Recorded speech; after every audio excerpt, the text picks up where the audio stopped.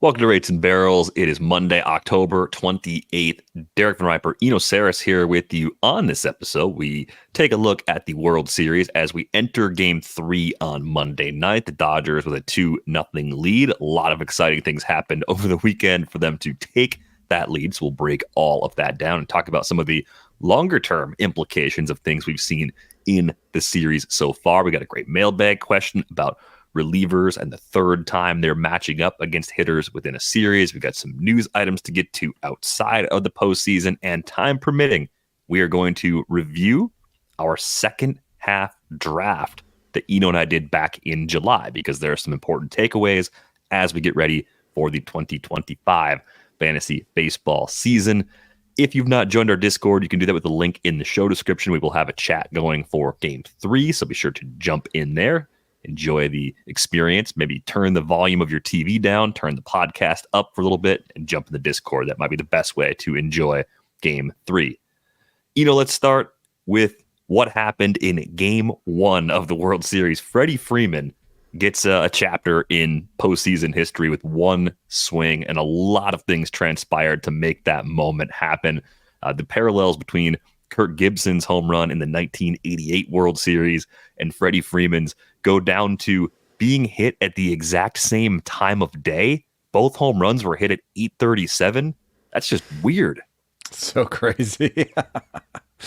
Just nuts. I mean, the whole thing with him limping and the call by Joe Davis was, Freddie meet Gibby, and it was good timing on all of it. And it was, there was so many ways to second guess the decision to put in Nestor Cortes as well.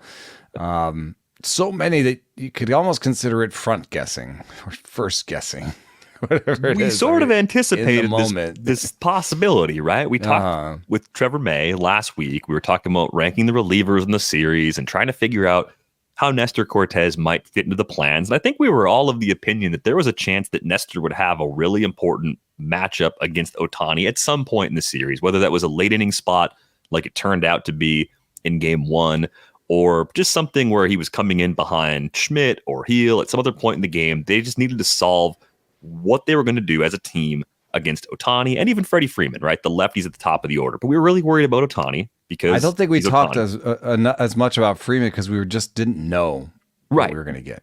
Right. We didn't even know if he would be completely healthy for Game 1. We kind of assumed he would be, but he hasn't played particularly well throughout the postseason because he's been so hobbled. Now he's out here hitting triples with the around. It's crazy. It's unbelievable. Now, the part of using Cortes that we had called out ahead of time was that it didn't make a lot of sense to use him in Game 1 because of the lengthy layoff between last game appearance. And I think we've talked a lot over the course of the season about the difference between a bullpen session, a side session, even warming up to go in a game, and actually being in a game, right? All of those things are very different. What I couldn't figure out is that the circumstances in which Ohtani stepped to the plate in the 10th inning of that game on Friday night was the perfect Tim Hill setup. In a world where your bullpen has Tim Hill in it, you have to use him when there's a runner on base, and a ground ball could make all of the difference in the world, right? Like even if you hadn't gone through this situation with Nestor. He talked about this a little bit. Aaron Boone did talk about this specific part. Yeah. He talked about what was his reasoning? Well, Hill has a terrible strikeout rate. Yes. And even though Stuff Plus likes him and he's been a really usable reliever and he could get the ground ball double play, they didn't want the chance that he got a ground ball single and then the game's over. So it almost, in a walk-off situation like this, like, it's like the walk-off grand slam single. Remember with Ron Ventura? It's like, we remember the fact that it was a grand slam, but, it was a hit, and that would have pretty much ended the game. Yeah. So, I think thinking we need a strikeout makes some sense, but, Nestor Cortes' stuff was so low that I think that if you were in a bullpen environment, it'd be hard to say, oh yeah, when he gets in the game, it'll be fine. And that's where Aaron Boone said, no, he's been throwing for us and it's been looking great. Has it though? Because, we had a Stuff Plus, I think TJ Stuff Plus, which is pretty close to mine, was like a 79 on Nestor Cortes. And I don't really love the idea of like going out there and chasing, listening to Stuff Plus on every game level and doing Stuff Plus reports every game and so on and so forth. But if you are the Yankees and you are trying to decide if his stuff is good enough to go into the game and he's throwing in your pens and it's a 70 Stuff Plus, this is something you should know. We just ran the numbers. The average Stuff Plus on a four-seam in the playoffs is 120. During the regular season, it's like 96. Right. So what do you think a 70 looks like in a game? Like it looks like a beach ball. A meatball. And then on top of that, listen, the game plan is, and in game 2, we saw Freddie Freeman obliterate the game plan done right. So he's just a great hitter and maybe it wouldn't have mattered. But the game plan against a guy like Freddie Freeman, who has a very steep vertical path of, a high vertical bat angle, he's top sort of 5-6 in the big leagues in this, is to hit him up in the zone. And so Nestor Cortes threw a fastball that would have been poor in the regular season by Stuff. That might have been one of the worst fastballs. Like, we were just looking at this for other reasons, but I can look at this in a second. But yeah, one of the worst fastballs in the postseason to the worst location. Right. And he said, I missed my spot by like 3 inches. And I'm like, I think it was probably a little bit more than 3 inches. And it was in the disaster area. And it's like, the difference when you miss, the difference, Max Scherzer talks about this all the time. You want to miss in the right direction. So Nestor Cortes should have missed high. Yeah, like a non-competitive pitch above the zone. If it's a waist high, then that's better than what he did. Yep. 3 inches in each direction is not the same. It's 3 inches in one direction. If it's towards the heart of the zone, whoops. If it's down to a guy with a steep bat angle. So lots of things that went wrong there.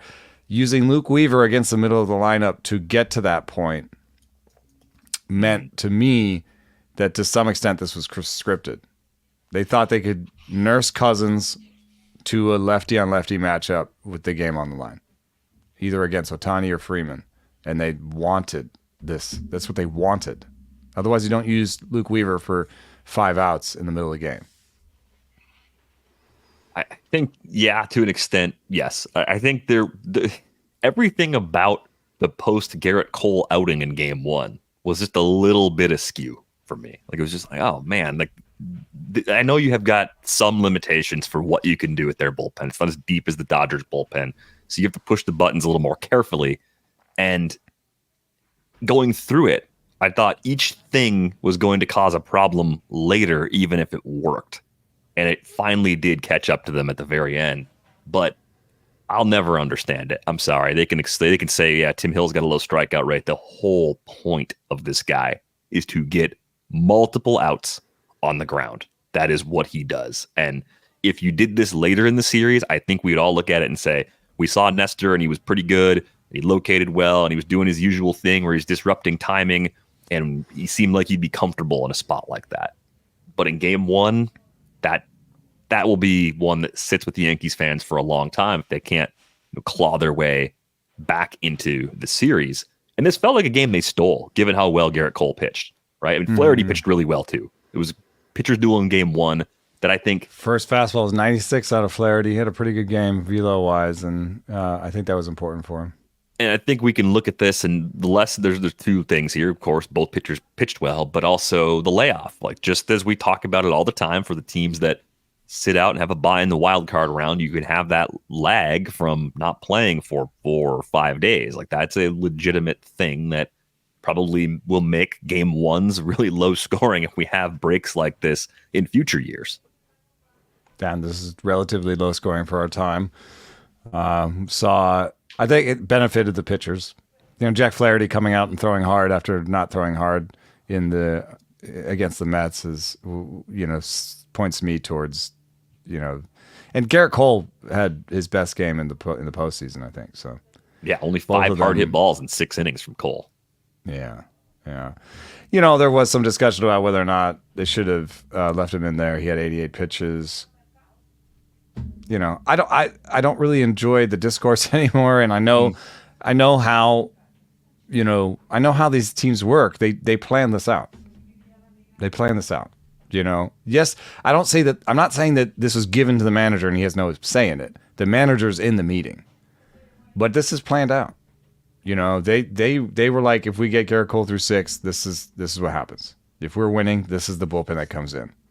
If we're losing, this is the bullpen that comes in. You know what I mean? Mm-hmm. So they'd made that choice a long time ago. This is what they wanted. I think they didn't necessarily want to have Jake Cousins there. Maybe they'd rather have had Ian Hamilton or Jonathan Loaizaga or, somebody who's been hurt along the way in that spot, But this is what they generally wanted. And that eventually will get you, if the game goes extras especially, and depth is not your strength, someone is going to have to go into a matchup that you weren't hoping for because you just ran out of everybody else. You burned all of those options on the way through. Now, we had a great game too as well, and one of my series predictions was that Yoshinobu Yamamoto would pitch really well twice for the Dodgers to win in 6. Maybe the series won't even go 6 based on how it started, but still a long way to go. And there's a couple of different wrinkles. We saw more sliders from Yamamoto, but you also noticed that there's been an adjustment to where he sets up. Yeah, I was just trying to figure out why his slider in the postseason has a 130 stuff plus. And I think it's partially because it's coming at hitters from a different angle. So on the left here, you'll see him against Bobby Witt Jr. in June, and his right foot, Yamamoto's right foot, is on the first base end of the rubber. It's basically at the end of the rubber. His left foot is off of the rubber as he stands preparing to pitch. On the right, you see Yamamoto against Aaron Judge in game 2, and it looks more like his left foot is on the first base side of the rubber, and his right foot is basically on the middle of the rubber. And that is going to give your slider a different shape. I think this is mostly for righties because now the shape of his slider is a little bit horizontal, actually. It's a kind of a gyro slider. It's 86. It's got a little bit of horizontality to it, like a power curve or something. And if it does have that horizontality to it, what's going to happen is if you are on the first base side, I think the right-handed batter thinks that's never going to make it to the zone. You know what I mean? If you're throwing the lone away slider, basically, they never think, oh, that's about to hit the zone. But I think if you move on this rubber closer to third base side, now that ball for a moment looks like it might go middle. And that pitch that he's about to throw, that slider to Aaron Judge, I believe struck out Aaron Judge on a 3-2 count.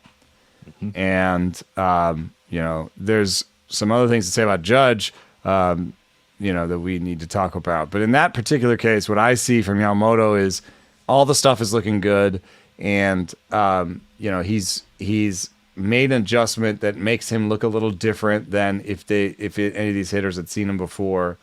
I think what we've seen is that in the postseason, 110 is average stuff plus. What we've got from Yamamoto is a 124 on the four seam, so above average on the four seam, a 111 on the cutter, a 132 on the slider, and a 127 on the splitter. So everything's humming along, everything's going well. The changeup isn't grading amazingly, but again, that's a small sample thing. And of course, these are all small sample things, but they do point to the fact his velo is up, his shapes are good, and I think this change on the rubber has been good for him. So Yamamoto, your prediction is looking pretty good right now. Feeling good about it now. It was a little bumpy. I think the first 2 innings of that start on game 2. I just don't started to cruise. I'm getting a little bit of a the thing that I thought might switch this to Yankees is that this was going to be a win one, lose one, win one, lose one, where the Yankees start getting familiar with these relievers as they see them more often. Mm-hmm. I don't know. Banking too in that way where the Yankees also used their A bullpen and lost, that's disastrous. Because now, on the flip side, the Dodgers have seen your bullpen. They saw Lou Weaver for 5 outs, and you lost. Yeah, it's the suboptimal outcome, right? I mean, you should win the Garrett Cole start. That's part of benefit of having Garrett Cole, and to lose it the way they did is extremely frustrating. I think you'd have to look at the Yankees' starting pitching edge in this middle pocket of the series and say that that's their best path to recover. And some of that is Aaron Judge not looking like Aaron Judge right now, but more of it is just saying maybe we can take some of the pressure off of our bullpen. Maybe our starters can go 5 innings in each of these next 2 games, and then we get Cole again in 5. And if we can even take 2 out of 3 at home, send the series back to Los Angeles, anything can happen in those final 2 games, right? Just extend it. Take 2 out of 3 at home and live to tell the tale. I think that might be sort of a reasonable outcome if you're a Yankees fan right now. But we'll have some more to say. I'm doing some research about bullpen games. We'll have some more to say about actual bullpen games before Game 4. But, in this one, I think this is not a planned bullpen game. This is a Buehler versus Schmidt start, where both of them hope to get some depth from those guys because you have 3 games in a row, and you really don't want to hit the bullpen hard all 3 games. And so this is one where I do think the depth and the quality of the starting pitcher will have an outsized impact on the game. And this should be one that favors the Yankees. do you think the Yankees getting multiple looks at Blake Trinan is a big deal for the rest of this series? I think it looks a little bit shakier each time. I think that especially Trinan against lefties is not their best look. And so somebody like Soto can touch Trinan, I think. Well, and we even saw in the plate appearance against Jazz Chisholm in Game 2, I was texting you as it was happening, but Jazz looked kind of overmatched by the sweeper at first, but he was able to kind of stay alive against the fastball and eventually got on and made an impact in that spot. And I wondered, I'm like, okay, like this almost looked like the decay we're talking about over the course of one plate appearance, where you're able to get enough looks at it. Now, if he sees him again later in the series, he might go up there and be even more comfortable. And I think Trinan threw 22 pitches in Game 1, and he was up over 30 in Game 2. So it wasn't even like back-to-back appearances where he just kind of pitched well, and you're like, oh, okay, everybody in the middle of the order saw him at least once, but it's fine. He worked hard. So I'm wondering if maybe they'll pivot a little bit and perhaps use Trinan slightly differently as the series rolls along. Yeah, and something that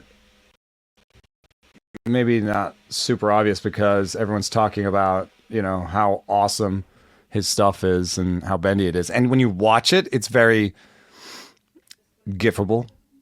Aesthetically pleasing. Yeah, it's all bendy. It bends this way and that way, and it's beautiful looking. It's not his best stuff. Right now, his what I've got on his, I don't know why it's calling it a four seam and a cutter and a knuckle curve. I don't, whatever. Anyway, none of his pitches is above average right now, except for his splitter, which is not what everyone's talking about. Mm-hmm. So I think his stuff is actually down a little bit, and they're seeing him more. So that's the thing. Like, if we do get some pushback, it's like finally Judge, hits a tank off of somebody that everyone, like off of Kopech or something, and everyone's like, oh, you know what I mean? Like, or Soto goes tank off of Trinan or something. It's like there'll be like these relievers for the Dodgers are not. They're an advantage over what the Yankees have, but they're not. It's more like these things have been happening. Like, they're not as good as the Cleveland bullpen was during the season. You know what I mean? Like, right. They're not as good as the Padres bullpen was even in this postseason. I would have taken the Padres bullpen over the Dodgers bullpen in length, in quality, and all of this. So at some point, it is on the Yankee hitters, I think, to take advantage of this. It's not. It's the thing about baseball that's so hard. It's like, I think a lot of people want to blame one side or the other. And pitching and hitting are so intertwined that it's not always obvious who's at fault. Are the Dodgers pitching really well, or are the Yankees hitting poorly?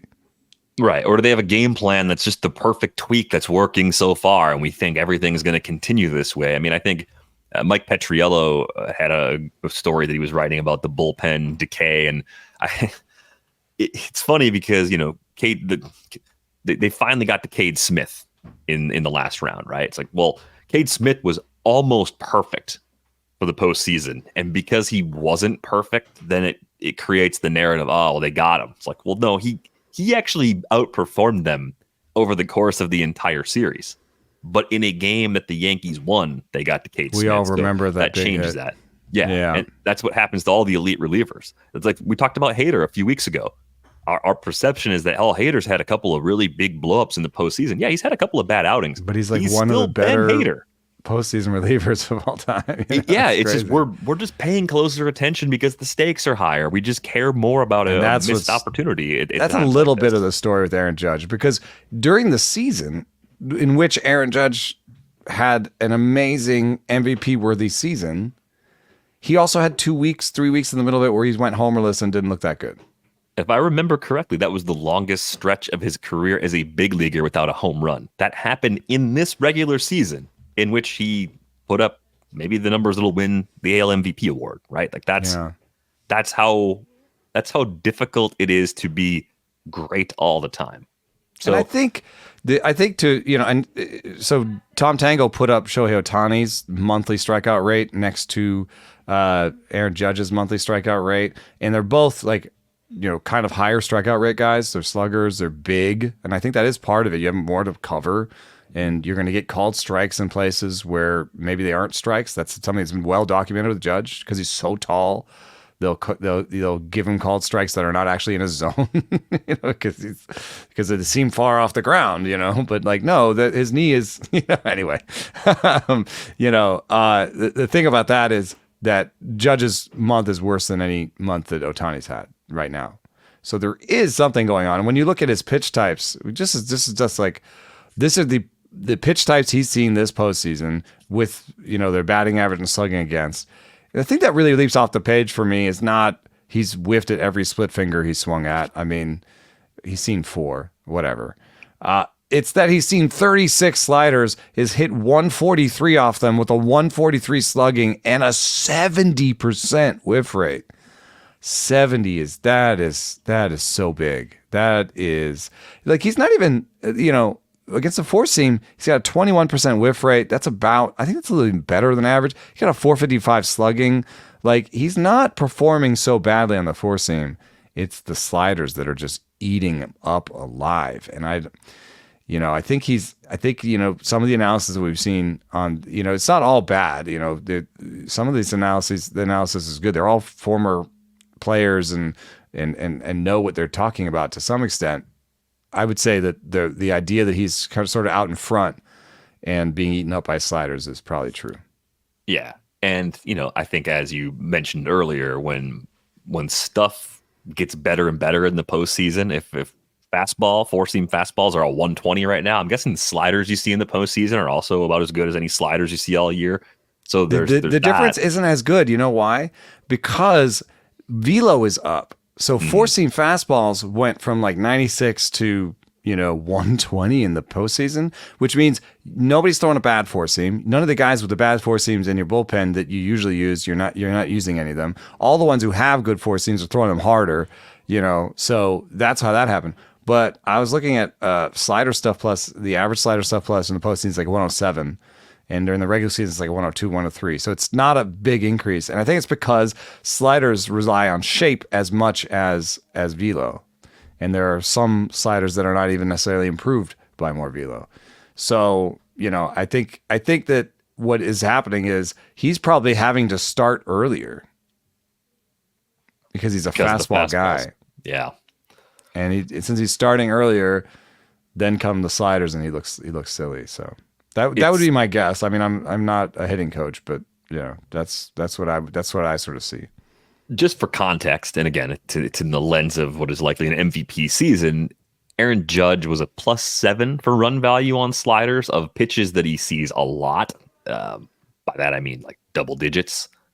That's the worst of any pitch, but still, he's still +7 on sliders. That's still good. So he hit 244 and slugged 456 in the regular season with a 41.9% whiff rate. So that is like the way to get Aaron Judge includes sliders like all the time. It's just the struggles being at this level are surprising. So I kind of expect it to change, but you can just feel the pressure, the tension sort of building up with each plate appearance. Like it has to change eventually. I think if the Yankees are going to come back, you're going to need a few big swings from Aaron Judge where he connects and does typical Aaron Judge things to climb back into the series, especially since game one is really one that got away from them. I'll be glad I don't live in New York if Juan Soto leaves the Yankees lose this, and Juan Soto leaves the Yankees. I think the coverage will be nonstop. Aaron Judge is a choker, and what are we going to do with this team? They're going nowhere if Aaron Judge is the star. You know, everybody makes the assumption that Soto, if he leaves, would go to the Mets. But what if they lose the World Series to the Dodgers and Soto goes to the Dodgers? Well, awful. Can you even imagine? The WFAN. No, I don't even want to. Forever. Like the energy from that series of events would get them all the way through the winter. Power the city. It really, yeah. Negative energy.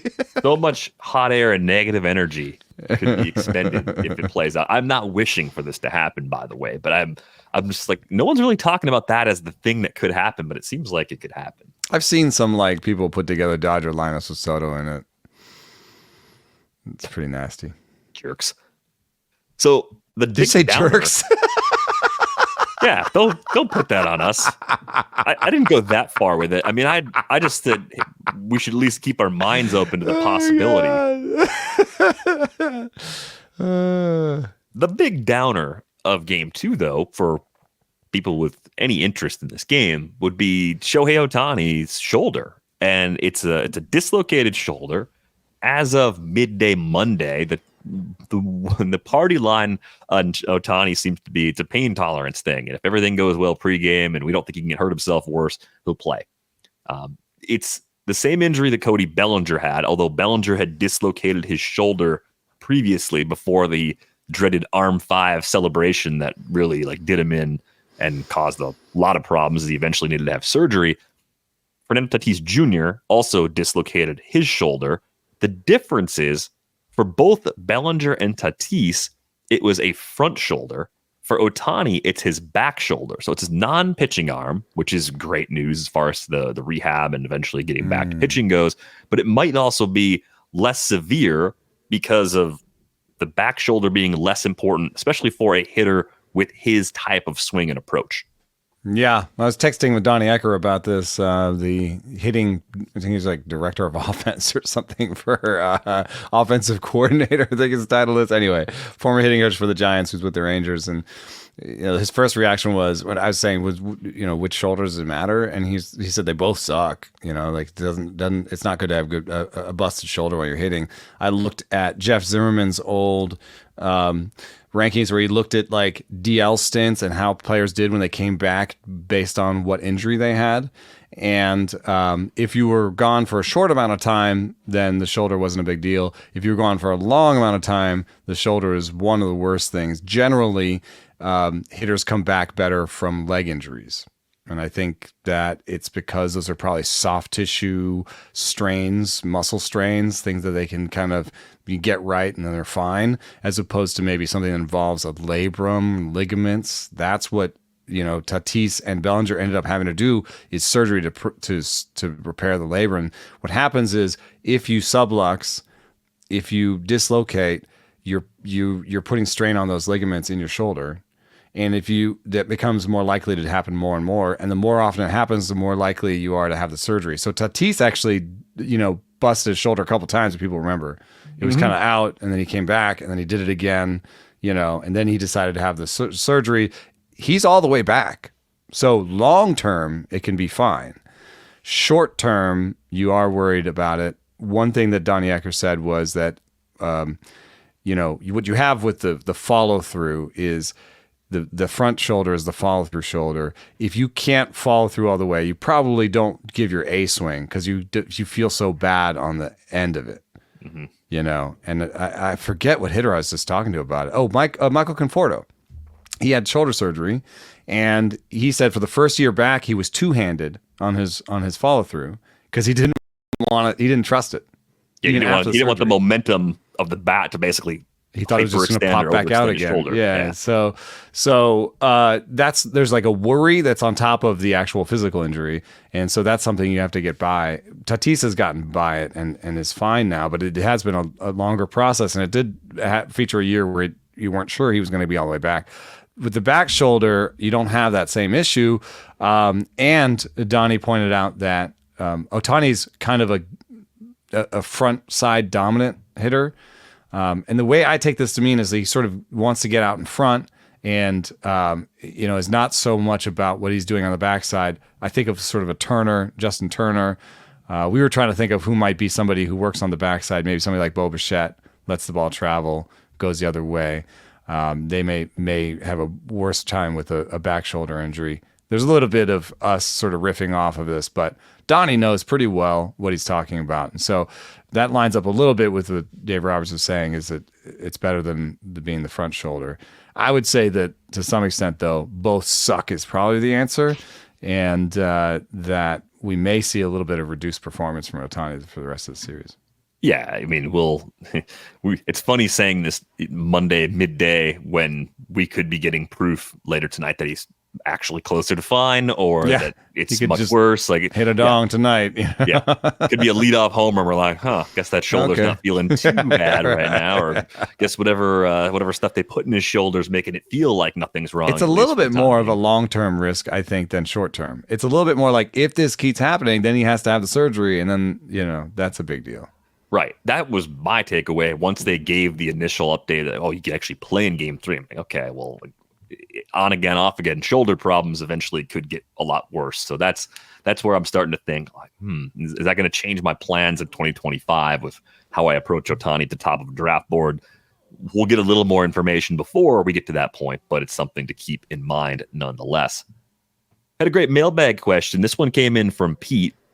Pete writes, I've been very intrigued by the staggering numbers around relief pitchers facing the same batter 3 times in a series.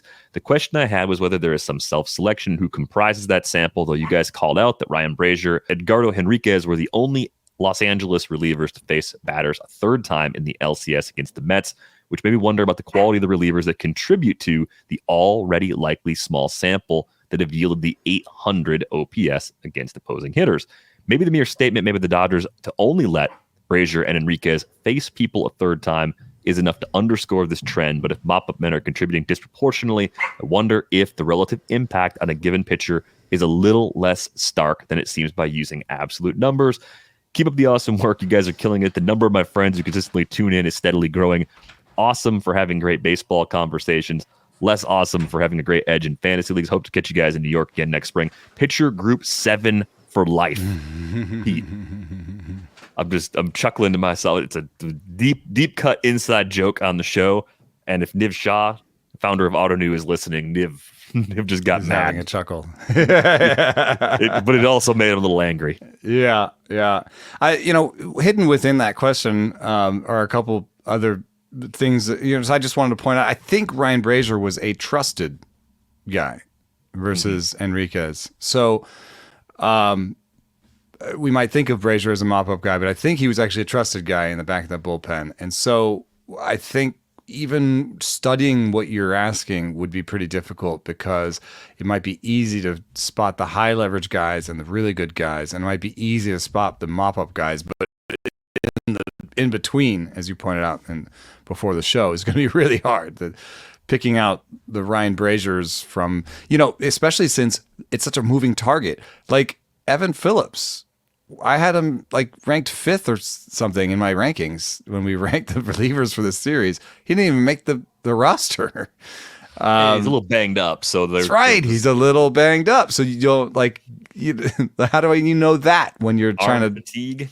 No, but how do you know that when you're trying to do this study?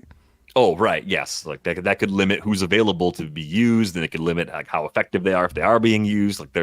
Right. You might think, well, Evan Phillips is really good, so he must be really good. And then they might actually use him as a mop-up guy because he's not feeling good. So it's a really, really hard thing to study. I will say this. I feel pretty good about pitching bots research before he went and worked for Cleveland. He put out a thing that showed that third time through the order, pitchers' stuff does not decrease. And their locations are about the same. And yet their runs allowed are so much higher. And I think that's a pretty compelling case for familiarity as the source of the third time through the order penalty for starting pitchers. Now, if that means something, that means that familiarity matters, familiarity with shapes. And so therefore, I think the theoretical underpinnings for the finding about relievers is pretty strong. Yeah, so familiarity less so than raw degradation of pitches. Which can happen. Fatigue can cause that, but I would assume that generally happens less to relievers than starters anyway, because they're getting breaks. They're coming in on separate days. Although, October these days. But yeah, time of year. Pretty hard. How much have you thrown this year? Were you hurt half the season? Maybe you're more fresh because you didn't pitch all year. Like there's, again, another group of questions that kind of come up that make this particularly muddy, but thanks a lot for that email, Pete. I want to see Pitcher Group 7 on a hat someday. I would buy that hat. No one would know what it means, but I'd be happy to wear it because it's such an absurd story. The cleaners are here, so Iggy has come to visit me. Iggy has joined the show. Welcome to the show, Iggy. Please behave yourself. Actually, Iggy's being very cute right now, not doing anything. We'll see if that lasts for the next 24 minutes. Good job moving the camera in case Iggy does some cleaning or something. The cleaners are there. So you might remember we had a second half draft back in July. And if you didn't listen to the show, it's fine. We're going to make this relevant for everybody. The rules were pretty simple. We were drafting players who were negative value contributors in the first half of the season, and they had to have played at least one game. So you had to have played to be eligible for the draft. Our draft was 7 players each, no more than 4 hitters or pitchers. You could swing it either way, 3-4, 4-3, didn't matter. No positional requirements otherwise. And we were going to use the auction calculator to look at the second half dollar values and see who drafted the better team. So I finally tabulated the results for that because I had found an old notepad that had our picks in it. And I thought, well, maybe we have an actual winner here. So as a reminder, or a first-time indication, Eno drafted Luis Robert, Xander Bogaerts, Blake Snell. Blake Snell was his 3rd-round pick because we were all pretty worried about Blake Snell back in July. Josh Lowe, Lars Nootbaar, Yusei Kikuchi, and Camilo Doval as his 7 picks. I had Garrett Cole, Dansby Swanson, Kevin Gossman, Bo Bichette, Hunter Brown, Sean Murphy, and Edwin Diaz.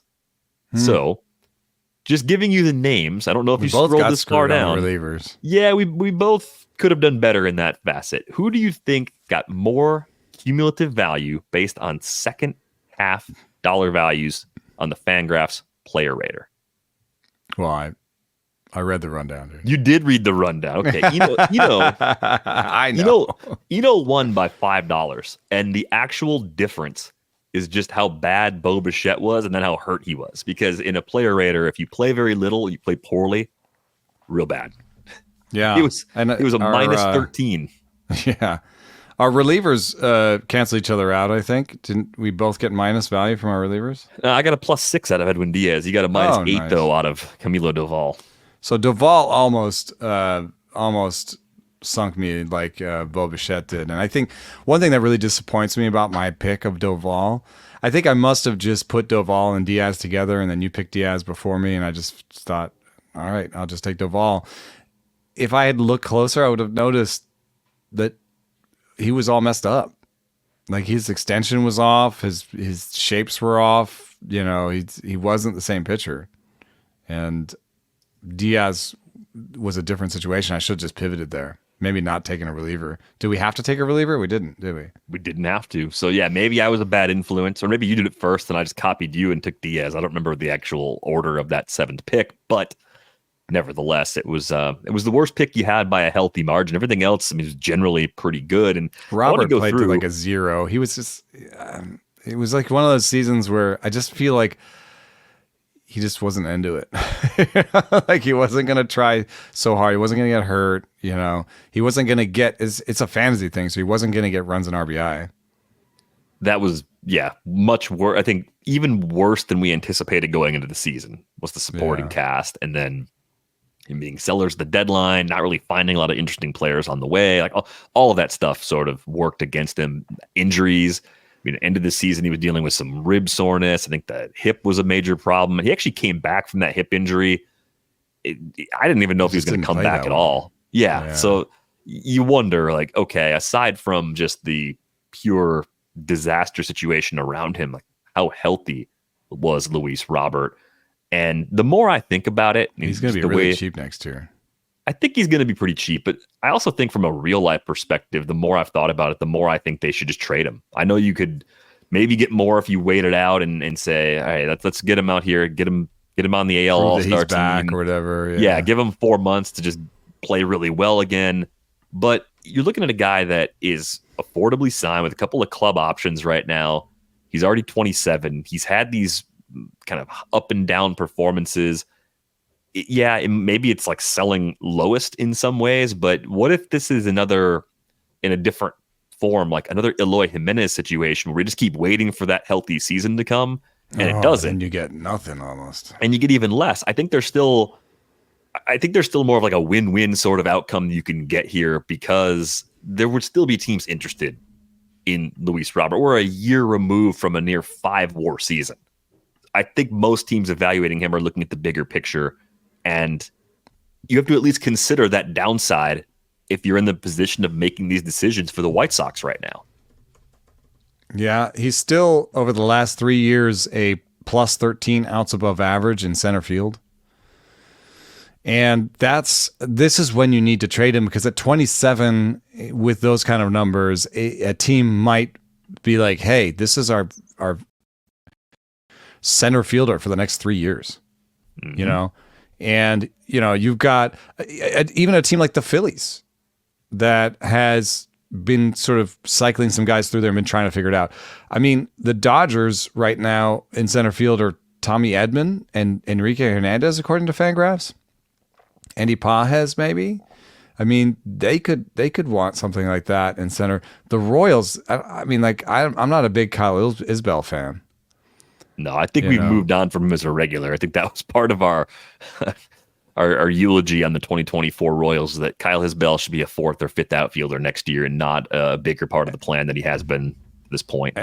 The Giants have put everybody in center, and none of them have looked good. The one guy who's looked good defensively or looked okay defensively is Grant McCray, and I don't think he has the bat for the major leagues. So Elliot Ramos, I think, is miscast in center. Luis Matos, no. Mike Yastrzemski is too old for it now, and he was never that good for it. Brett Wisely is on their depth chart at Fangraphs at center. So, there's a lot of teams right now that would say, hey, we can have a center fielder for the next 3 years that actually has a bat. And, who cares if he's hurt some? We'll have, we have other guys that can step in behind him. I think this is a good season good off season to shop him. A quick would you rather for 2025 if the price stays similar the way it has been some very early October drafts. 7 drafts in the books now for October over on the NFBC. Huge sample, but Luis Robert versus Brenton Doyle. Who would you rather have for 2025 on your fantasy team at that price? We're talking about a 6th round pick.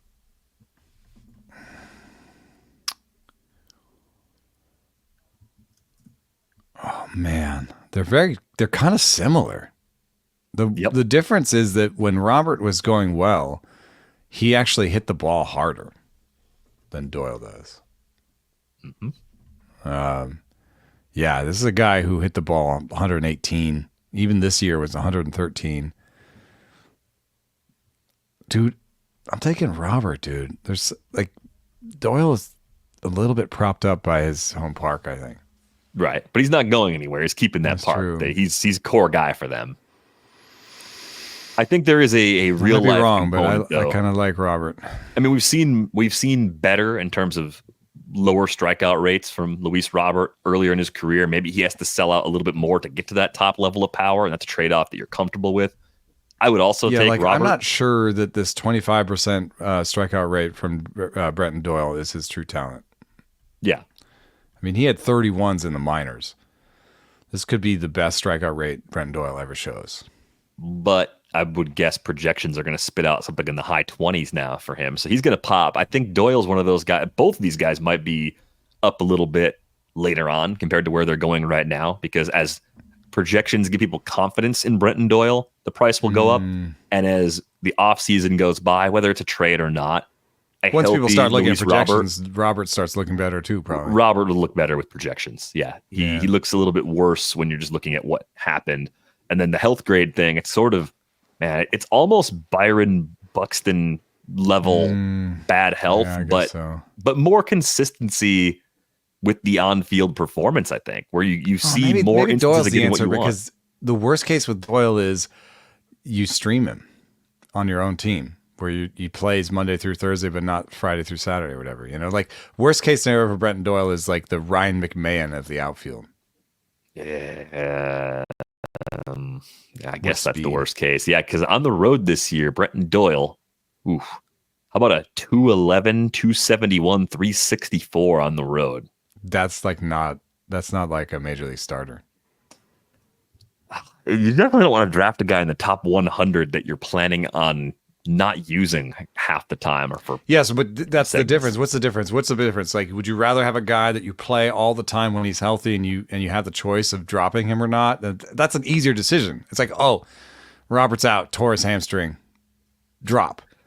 Whereas like Brenton Doyle is like, oh, do I start him on the road? It'd be like these hard decisions all the time. Maybe Doyle's like a clearly better guy to pick in best ball or draft and hold, where you just want to have a guy that's like healthy all year and you can have decisions, and worst case scenario, you play some other guys sometimes over him. That's cool. Yeah. But in like a 15 game or 15 team or a 12 team where you want to make a decision quickly, you're going to make a decision quicker about Robert, I feel like.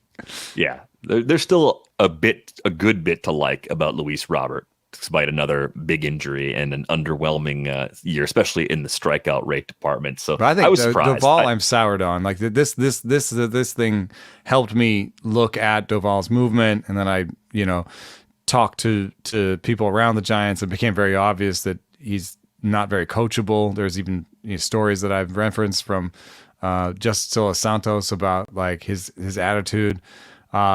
And that became pretty obvious. And the fact that he got demoted in the middle of a pennant race or a race for the postseason, they were like, we don't even want to pitch you in the seventh. We're trying to get some sort of message across to you. So he didn't come back and have fixed his movement either. None of his movement looked better. None of his extension looked better. And then Ryan Walker, if he's still throwing 96, I don't think that Ryan Walker is a top end closer. And I do think he has some collapse potential, and maybe Doval takes it back. But really, that whole thing has been devalued. That closer situation was devalued for me over the course of the end of that season. Well, and with new decision makers in place for the Giants too, like Doval could get traded. Given the way this season played out, maybe they decide to send him to a team that wants to take a flyer on an intriguing late inning arm and just move on. Like that could easily happen. But yeah, with Walker, the model loves the slider and doesn't really like anything else. So that's not exactly what I'm looking for in a closer. I want my closer to have a fastball they can throw by people. And I know he's done pretty well with the 96-mile-an-hour sinker that looks pretty beautiful, but like I kind of trust the model on sinkers. There's not a lot of dominant closers that look like Ryan Walker. All right. So you're cautious with Doval overall. Walker's sort of like a third-tier closer if they don't bring somebody else in who's obviously the guy. And there's the unanswered question of whether or not Doval's still there when the season begins. It sounds like you're definitely in for a Luis Robert bounce back, though, given the toss-up with and the I'm in Doyle for situation. a Bo Bichette bounce back. As bad as this season was, I'm going to ascribe it mostly to injury, which he wasn't necessarily a huge problem early in his career. if you look at, there's a piece that we kind of helped Caitlin McGrath on, where we tried to put into context how bad this denouement from Bo Bichette was, this poor year from Bo Bichette. And there are very few examples that are anywhere close to it, because there's a lot of examples of guys that had like a 190 WRC plus coming back with like a 120 WRC plus, and that's not what this is. You know, like he went from easy 120s plus to 70. So there's not a lot of, I think in the end, Caitlin found that like there's a guy in the 1880s that was like this once. And, sure. And there's one other player, I think Javi Baez had a downturn one year that was sort of similar. The Javi Baez one makes me worried because it could be the beginning of, being something about the approach being wrong and something about the approach being found out by the league. But the other thing is, a lot of the other players that were on here that were close at all were injury related. And so I'm willing to ascribe Moses to injury and think that he can come back next year and hit 275 with 20 homers and 5 steals. Now, that's not necessarily vintage Bo Bichette. So I do want to like take a little bit off the top, give him a little bit of a haircut at the top. But that's also a very useful player. Yeah, I think if you've done fine with speed, you're going to do really well in average. You're going to do what you need from a middle infielder in power, and your runs and RBIs should be there too. I mean, I think that's the other part of Bo that is really solid. So it might not be a pick that jumps off the page, but he's going in the post pick 100 range, kind of in the 100 to 150 in a lot of drafts, falls a little further sometimes. But I would expect as more and more people look at what he brings to the table year over year, the toss up right now is Bichette versus Luis Garcia. I mean, Luis Garcia had a nice year. No doubt about that. I want Bichette. I got to take Bo too. Like there's much more what I get, floor there. Vibe I get from Luis Garcia, it's an old national. Starlin Castro. So Starlin Castro, he was a Cub and a National, right? And early on, Starlin Castro was doing the exact same thing Luis Garcia is doing, where it's like every year was a little bit better. Oh, he struck out a little bit less, walked a little bit more, hit the ball a little bit harder. And I fell for it. Like 3 years in, I was like, oh, every incremental improvement every year. He's going to keep doing it. And that's the thing that's not true. Just because a guy has improved a little bit year over year for 2 or 3 years in a row does not mean he's going to continue to do that.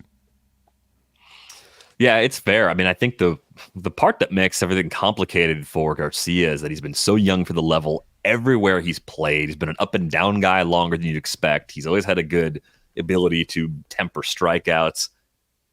We've seen enough in terms of power growth, though, where I do think if he's holding what he's done from 23 to 24, if this is sort of the baseline, he doesn't have to get better to be very good, right? He narrowly missed being a 2020 guy this year. But the way that these things work, we see an 8% barrel rate. We say, oh, the 8% barrel rate funnels into the 162 ISO for Luis Garcia Jr., so I can believe these things, and so therefore he's going to have it going forward. But the way the projections work is they're going to say, no, it was a 5.8% barrel rate the year before, and 7.5 the year before that. So you're going to regress these things, and he's going to be projected for like a 6.5% barrel rate, which is what he's had for his career. With a 6.5% barrel rate for his career, he's at a 140 ISO. So I think next year he's more likely to hit 12 to 15 homers. And if he's going to hit 12 to 15 homers, the stolen bases are, I think, a pretty big question mark. Will the team be as sort of crazy aggressive on the base pass as they were last year? Maybe. I think it depends on how much progress they make as a group, right? I think the value of stealing bases for them is still probably going to skew more towards them being aggressive, where they need to do it to be. But if Wood better than and average Cruz come out as sluggers, then you're not playing as many games on the base pass in front of them. You're just waiting for Wood and Cruz to hit you a homer. Like, yeah, to some extent, you might not be the extreme team you were, but I think you're still going to be a team that runs a good bit in 2025. So I wouldn't worry about that drying up completely. Like if you take my homer thing, you're saying 270, 12, 20. That's pretty close to Bo. Yeah, it's pretty close to Bo, but I think Bo brings more on the batting average side and does already have the more on runs than RBI. I mean, Luis Garcia had 70 RBI on the season, 58 runs. right. So there's still quite a bit to like with Bo, despite all of this. Now it's interesting. You had Xander Bogaerts in our second half draft. Given all the times you've been skeptical of him, the Xander slander, and everybody has the right price. Yeah, that's a good example of that. So he's becoming an oatmeal-y player. He's at that stage of his career, right? He turned 32 earlier this month, so I get it. Like he's not going to flash upside anymore, but still running a little bit. He was 13 for 16 as a base stealer in 111 games, so maybe high teens is still possible. We saw 19 for 21 a year ago. Narrowly missed 2020 a season ago. I know the underlying numbers as far as your barrel rates and your hard hit rates have been trending in the wrong direction for multiple years. Is this a little bit like the reverse of Luis Garcia, where you say, oh, well, we have got a lot of track record to fall back on that is good. We know he's going to play every day. The contract's going to keep that afloat for a while. Is this good oatmeal? And are you surprised that you're still getting a pretty good discount on Xander Bogaerts despite a good second half? Yeah, I'm going to chalk some of this up to injury too. And, regression works the other way as well, right? So like he was 5.1% barrel rate this year, 6.1 last year, 6.5 the year before, 9.7 the year before that. This is all Xander Bogaerts. Career 6% barrel rate. I would probably give him his career 6% barrel rate next year, which means a 162 ISO. 162 ISO for Xander next year would mean more like 15 homers, 18 homers. And that means you're very likely to get sort of like a 275, 15, 15 package. And that's one of those, oatmeal is that idea that they don't hurt you anywhere. There's nothing, that line right there is pretty close to the average player, fantasy player in a 15-team league, And average is good because where you pick them, you're probably picking against people who are going to be sub-average. So you're getting somebody who's average who doesn't hurt you. He advances your cause in every category. So it is about picking him at the right moment, but he still has that ability to kind of help you in every category. Yeah, the cluster he's in right now, Nico Horner, Bryce Terang, Xander Bogaerts, and Bryson Stott. And I believe if eligibility is correct, I know Bogaerts got exactly 20 games at short and then played the rest at second. All four of those guys are listed as second and short. I have to double check it to see if they're all still eligible there. But anyway, that's the group of hitters Horner's he's up coming against. off surgery, though. I mean, forearm surgery. That's. We may find out he's fine in the preseason, but like it may affect his comeback because he still has to throw the ball some. And if he's a little bit behind, then how much time maybe his timing's off, and maybe he just has a really bad March in April because he's just coming back from surgery. I don't love getting guys coming back from surgery. It is not ideal, and we're still waiting to see if there is going to be surgery for David Fry. By the way, Fry is going to have Tommy John surgery. That's how I read the whole situation. It makes so much more sense. You went to go visit Keith Meister. We have not heard yet. Elbow inflammation, and he doesn't play catcher anymore the rest of the season. It's just elbow inflammation. No, it's not. Are you just throwing these other news items in here real quick? Sonny Gray had a flexor tendonitis diagnosis that cost him time at the end of the season. They're saying he's expected to have a normal offseason. Are you in early drafts comfortable drafting Sonny Gray, or do you wait until we at least get into spring games and just make sure he's on the same schedule as everybody else once we get to that point in the calendar? I think he's going to go among a bunch of pitchers that all have, different red flags, yellow flags for health. By the time you're picking Sonny Gray, you're not picking between Sonny Gray and a fully healthy, great pitcher. Yeah, here's the group he's with right now. Carlos Rodon, who's actually healthy right now, and may have some helium after this postseason. I bet you he has an up arrow in that group. Kodai Senga, who's working back from an injury, may even have off-season surgery. Who even knows? Brian Wu, who seemed like he was just dodging healthy. An injury like constantly. Super healthy Brian Wu. Justin Steele, who missed a lot of time this year. Yeah. Shane McClanahan coming off another Tommy Coming John. back second Tommy John. Ronaldo Lopez, who I think dodged 2 brief IL stints with arm injuries that looked like they may have been more serious than they were based on how quickly he came back. Increase in innings and decrease in fastball velo. Yeah, I mean this is the take your leap of faith on one of these guys. They're all talented pitchers. They are, but I don't think you give any single one of these an A in health. No, that basically doesn't exist in that little pocket right there. So Sonny Gray's fine there. I think, I'd have him behind. I'd rather have Brian Wu because he's young and he's exciting. And, there's some guys I think I'd rather have Carlos Rodon for the wins. I bet a bunch of wins if he's healthy. But Sonny Gray belongs in that group for sure. Here's one more news item before we go. Ronny Mauricio has not started baseball activities yet. This was according to David Stearns at his sort of it was an ACL, right? Meeting, yeah, the ACL injury, but it was in the winter, right? It was not. I don't even know if it was this time last he's coming year. Back slow, huh? Yeah, coming back slow so far, but still has time if he's going to ramp up in the next few weeks to basically go through a normal offseason. Like the rehab phase should be mostly over. But I think... But he'll miss a full year. Like, he won't even get to go into winter ball and get some ABs in, probably. Yeah, that's sort of the downside. Now, I think it's interesting because Mauricio's in this group of players that I don't think he's on anybody's radar anymore. Like, it's like he's not really a prospect, but he didn't really play this year because he was hurt. Ronny Mauricio versus...